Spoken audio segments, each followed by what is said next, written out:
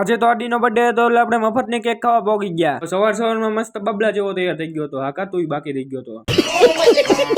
તો મોજ મસ્તી કરતા કરતા આપણે પહોંચી ગયા આડિયાટો કેક લેવા માટે. મસ્ત મજાની આડિયાટો ગિફ્ટ લઈ લીધી છે કેક હો. અને પહોંચી ગયા ઘરે. હલાય બર્થડે બોય તો બાકી રહી ગયો તો. હાલો હાલો બધા કોમેન્ટ કરી દેજો હેપી બર્થડે. હલાય આ ગીત ક્યાં વાગી ગયું? આ તો મારું ફેવરેટ ગીત છે.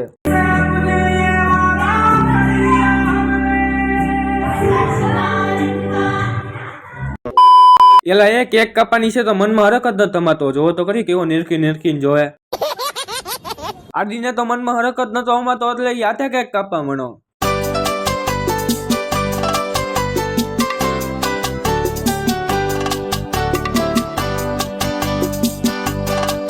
પૂરુની કેક કોઈ ખાઈ ન જાય એટલે એ તો સાઈડમાં આવીને ખાવા મણો. સૌથી છેલ્લે હું પોગી ગયો તો મફતની કેક ખાવા માટે. મને જોઈને આડી એમ કેતો હશો કે આને તો મેં બોલાવ્યો નતો તોય મફતીયો પોગી ગયો કેક ખાવા. કેક ખતમ ન થઈ જાય એની પહેલા હું બધી બે પોગી ગયા રીલ શૂટ કરવા માટે. અને આ રીલ્સ મેં કાલે ઇન્સ્ટાગ્રામ ને યુટ્યુબ ની અંદર મૂકી દીધી. જે કોઈ ન જોયું હોય ફટાફટ જોઈ આવજો. લાઈક સબસ્ક્રાઇબ ફોલો કરી દેજો. ત્યાર પછી કોઈ ખબર ન પડે એવી રીતે નીકળી ગયા કરિયાણાની દુકાને.